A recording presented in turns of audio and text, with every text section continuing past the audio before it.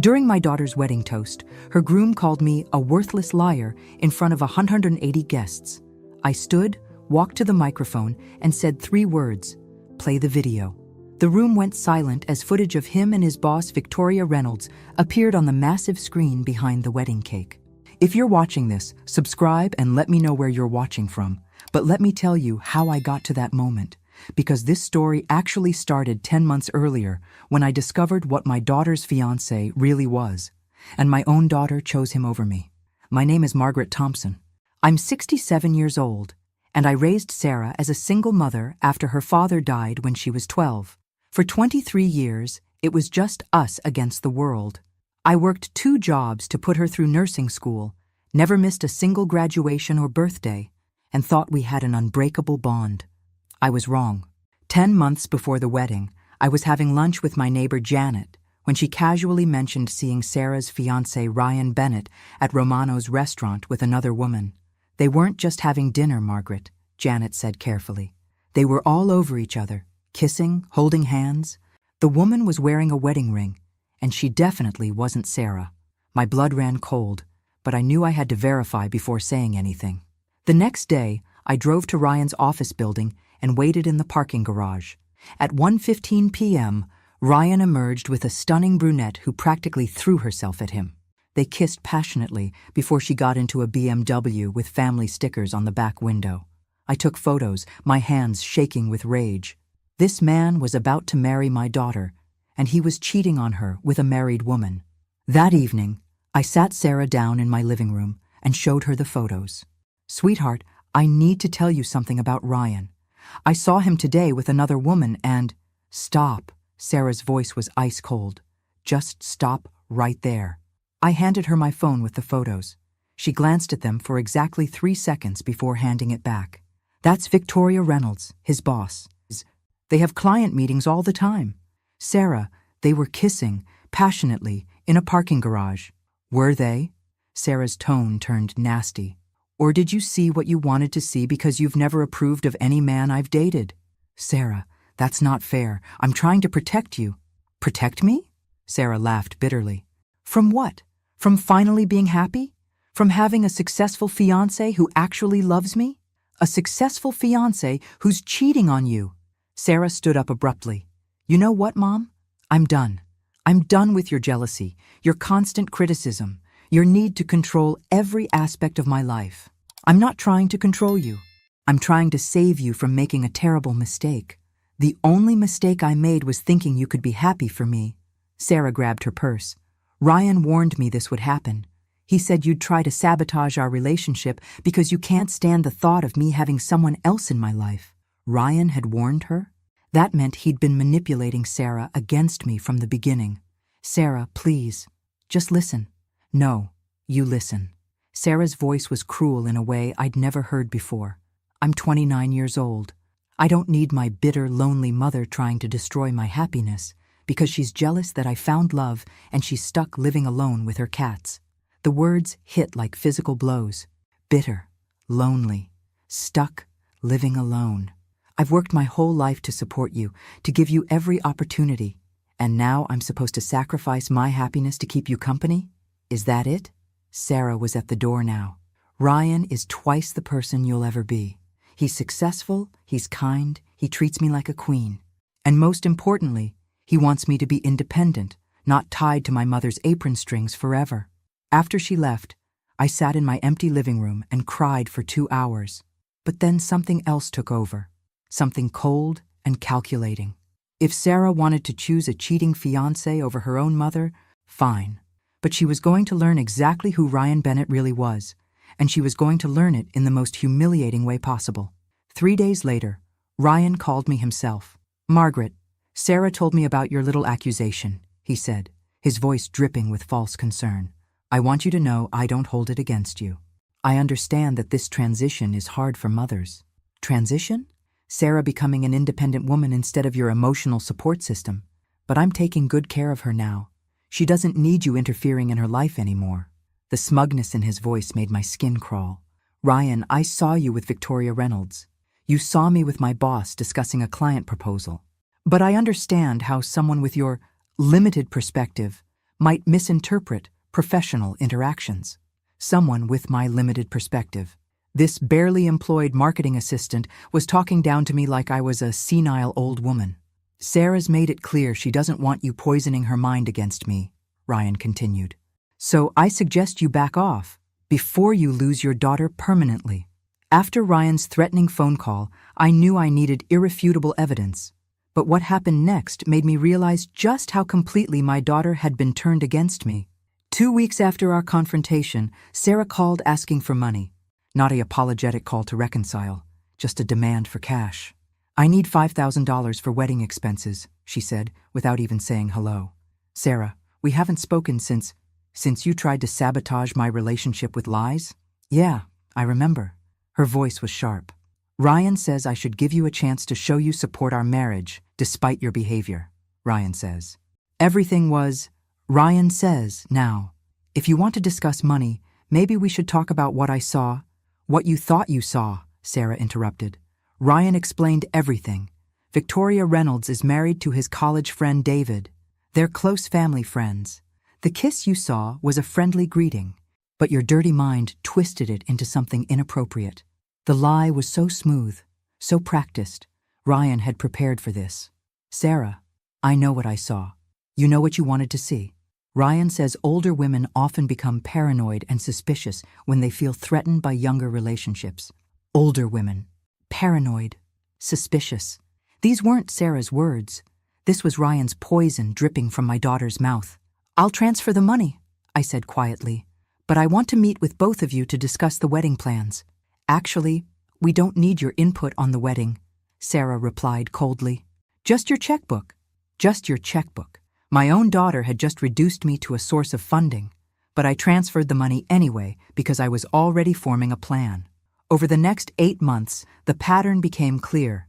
Sarah would call every few weeks demanding money, always for Ryan's ideas, always delivered like I owed them something. The down payment for their house, $15,000, Ryan's credit card debt that was affecting their mortgage application, $8,000, the engagement party that I wasn't invited to plan, $4,000. Each time I sent money, I got colder treatment. Sarah stopped visiting entirely. She stopped calling just to chat. Our relationship became purely transactional. She wanted money, I provided it, she disappeared. Meanwhile, I hired Marcus Webb's investigation firm to document everything. What they found made my earlier suspicions look like child's play. Margaret Jennifer Walsh, my lead investigator, said during our 4th meeting. Ryan Bennett and Victoria Reynolds aren't just having an affair. They're running a sophisticated con game. She spread photos across my kitchen table. Ryan and Victoria at expensive restaurants, romantic getaways, jewelry stores, all paid for with money I'd given Sarah. Look at this. Jennifer pointed to credit card statements. Every major wedding expense Ryan claimed to need money for was actually used to finance his affair. The engagement party money? Paid for a weekend in Napa with Victoria, the house down payment, used for a Bermuda vacation while he told Sarah he was at a work conference. But the house, they got a different loan through Victoria's connections. Your money never went toward the house. It went toward maintaining Ryan's double life. The evidence was overwhelming. Hotel receipts, restaurant charges, jewelry store purchases. Ryan had taken nearly $40,000 of my money and used it to wine and dine his married mistress while my daughter planned their wedding. But the worst was yet to come. Jennifer showed me social media posts that made my blood boil. Victoria Reynolds has been posting about her mystery boyfriend for months, Jennifer said, pulling up Instagram photos. Look at this bracelet she's wearing in this post from 3 months ago. Now look at this receipt from the jewelry store. The receipt was dated the same day I'd wired Sarah money for emergency car repairs. Ryan had taken my money and bought his mistress a $1,200 bracelet. There's more, Jennifer continued. We've documented them mocking your daughter openly. Victoria posted this photo at a restaurant with the caption, "Dinner with my favorite charity case's sugar daddy." Charity case's sugar daddy. They were laughing at Sarah behind her back while spending my money. Margaret, there's something else you need to know. Victoria Reynolds isn't happily married. She and her husband David are separated. She's been using Ryan to make David jealous, while Ryan uses her to advance his career. So everyone is using everyone else, except Sarah, who's being used by everyone. Exactly. And it gets worse. We have evidence that Ryan has been sabotaging Sarah's other relationships for years. Her best friend Monica? Ryan convinced Sarah that Monica was jealous of their relationship. Sarah's cousin Lisa? Ryan told Sarah that Lisa tried to flirt with him at the family barbecue. I thought about how isolated Sarah had become over the past 2 years. Friends who used to call regularly had gradually disappeared from her life. Ryan has systematically cut Sarah off from her support system, Jennifer continued. Classic abuser behavior. The only people left in her life are you, her source of money, and him. What about her job, her co-workers? That's another problem. Ryan has been pressuring Sarah to quit nursing and work for his marketing company instead. He says he wants to take care of her, but really, he wants complete financial control. The picture was becoming horrifyingly clear. Ryan wasn't just cheating on Sarah, he was isolating, manipulating, and financially abusing her. And she was so completely under his spell that she'd chosen him over her own mother. That evening, I called Sarah one more time. I need to tell you something important about Ryan, I began carefully. God, here we go again. Sarah sighed dramatically. Ryan said you'd probably try this again closer to the wedding. He says it's typical behavior for controlling mothers. Sarah, I have proof. Proof of what? That you're so pathetically lonely that you'll make up lies about my fiancé? Sarah's voice was vicious. Do you know how embarrassing it is to have a mother who's so jealous of her daughter's happiness that she invents conspiracy theories? I have photographs, financial records, documented evidence. I don't care if you have a signed confession from God himself, Sarah snarled. Ryan is the best thing that ever happened to me, and if you can't accept that, then maybe you shouldn't come to the wedding at all. The threat hung in the air between us. Are you uninviting me from your wedding? I'm giving you a choice. Drop this obsession with Ryan, apologize for your behavior, and act like a normal mother. Or stay home and live with the fact that you chose paranoid delusions over your daughter's happiness. I made my choice that night. If Sarah wanted to learn the truth about Ryan the hard way, I'd make sure she learned it in front of everyone who mattered to both of them. The next 6 months were a masterclass in humiliation. Sarah and Ryan seemed determined to punish me for my accusations, while still demanding my money. They created a wedding dynamic where I was simultaneously essential as the primary financier and excluded as the unwelcome mother. Ryan, in particular, took every opportunity to remind me of my place in their new hierarchy. At the engagement party I'd paid for but wasn't allowed to plan, Ryan gave a toast that made my skin crawl. I want to thank everyone who supported Sarah and me, he said, raising his champagne glass, especially those who've shown their support in concrete ways, even when they had concerns about our relationship. The emphasis on concerns was clearly directed at me. Several people glanced in my direction as uncomfortable laughter rippled through the crowd. It takes real maturity, Ryan continued, to put aside personal feelings and support your daughter's choices, even when those choices challenge your need for control. He was publicly humiliating me while thanking me for paying for the party. The audacity was breathtaking. Sarah beamed at him adoringly, completely missing the cruelty of what he'd just done. Later that evening, as I helped clean up the venue I'd paid for, Ryan cornered me in the kitchen.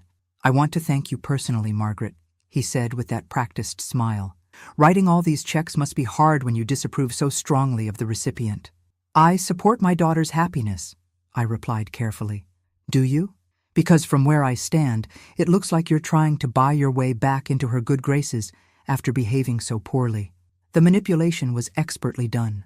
He was reframing my financial support as guilt payments rather than generosity. Sarah knows I love her. Sarah knows you tried to destroy her relationship with lies, Ryan corrected smoothly. But she's graciously decided to give you a chance to make amends. Don't waste it. 2 months later, at the bridal shower that cost me $3,000, Ryan's mother, Patricia, made sure I understood my place in the family hierarchy. Margaret, you must be so proud of Sarah for growing into such an independent woman, Patricia said loud enough for half the room to hear. Ryan has been so good for her self-confidence. She's finally learning to trust her own judgment instead of relying on others to make decisions for her. The implication was crystal clear. Sarah's independence from me was a good thing, and Ryan deserved credit for it. Of course, it can't be easy watching your daughter outgrow the need for maternal guidance, Patricia continued with fake sympathy. But you should be proud that you raised a daughter strong enough to choose her own path, even when that path leads away from family drama. Family drama. They'd turned my concerns about Ryan's faithfulness into family drama that Sarah had heroically overcome. But the worst humiliation came 3 weeks before the wedding, at the rehearsal dinner. A dinner I'd paid for but had no say in planning. Ryan stood to give another one of his polished speeches, and I knew from his expression that I was about to be publicly dressed down again.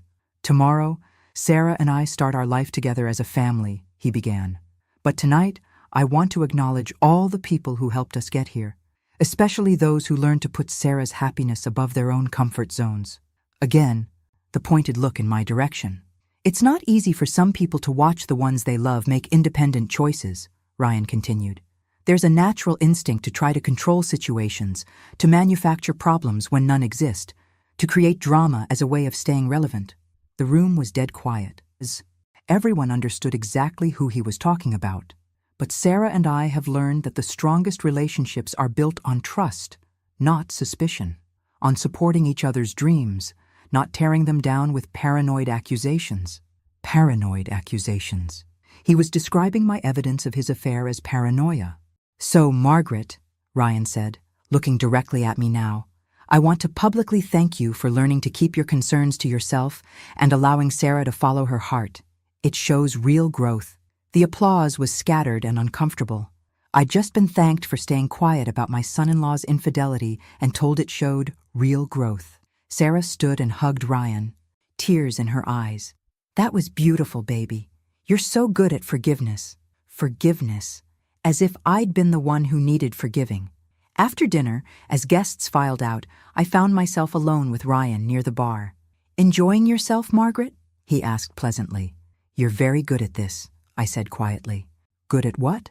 Making me look like the villain while you play the magnanimous hero. Ryan's smile widened. I have no idea what you mean. I'm just grateful that you've stopped trying to sabotage our relationship.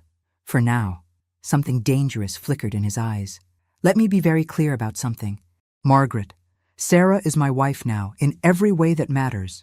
Her loyalty is to me, not to you. If you try to cause problems after we're married, you'll find yourself completely cut off from both of us.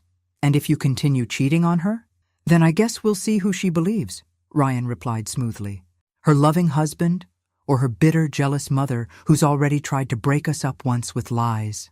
He walked away, leaving me standing alone at the bar I'd paid for, at the rehearsal dinner I'd funded, surrounded by people who just watched my son-in-law publicly humiliate me for trying to protect my daughter. But Ryan had no idea what was coming for him tomorrow. The USB drive in my purse contained 8 months of evidence that would destroy his carefully constructed facade. And this time, there would be no room for manipulation or gaslighting. Tomorrow, everyone would see exactly who Ryan Bennett really was. The morning of the wedding brought one final insult that made my resolve unshakable. Sarah called me at 7 a.m. while I was getting ready. Mom, we need to talk about your behavior today, she said without preamble. Good morning to you too, sweetheart. I'm serious. Ryan and I discussed it, and we're concerned about you making a scene. What kind of scene? The kind where you bring up your ridiculous conspiracy theories about Ryan cheating. The kind where you embarrass our family in front of 180 guests. Our family. I was no longer part of our family. Sarah, I haven't mentioned Ryan's affair in months. Because there is no affair. Sarah's voice rose sharply. And if you so much as hint at that nonsense today, if you say one word that spoils my wedding, I will never speak to you again. The threat was delivered with cold finality. Do you understand me, Mother? Not one word, not one look, not one passive-aggressive comment. You will smile, you will be supportive, and you will keep your mouth shut. And if I don't, then you can find yourself a new daughter. Because I'll be done with you forever. She hung up without saying goodbye. An hour later, Ryan called with his own set of instructions. Margaret, Sarah's pretty upset about your potential for drama today, he said with fake concern. I convinced her to give you one more chance, but I need your word that you'll behave appropriately. Appropriately according to whom? According to the bride and groom whose wedding you're attending. The The bride and groom who've been generous enough to include you despite your previous behavior. Generous enough to include me. At the wedding I was paying for. What exactly do you need my word about, Ryan? That you'll be gracious and supportive today. That you'll celebrate our marriage instead of trying to sabotage it. That you'll act like a mother who loves her daughter instead of a bitter woman who can't let go of her control issues. The psychological manipulation was masterful. Everything was framed as my failing, my problem, my need to change. And if I give you my word, then we can all move forward as a family. Sarah really wants you in her life, Margaret, but not if you're going to be a source of negativity and drama. I understand perfectly, I said. Good. See you at the ceremony. After he hung up, I sat in my kitchen and smiled for the first time in months. They wanted to ensure I wouldn't cause drama at their wedding. They were so confident in their ability to control and manipulate me that they demanded guarantees of my silence. They had no idea they'd just given me permission to do exactly what I'd been planning all along. The wedding ceremony was held in the country club's rose garden, and I have to admit, Sarah looked absolutely radiant. Whatever else Ryan was, he'd made her feel beautiful and loved. That would make what was coming even more devastating. I sat in the third row, exactly where the seating chart had placed me. Not in the front row where mothers typically sit, but close enough to watch Sarah's face when she realized what kind of man she'd married. The ceremony was traditional and beautiful. Ryan's vows were particularly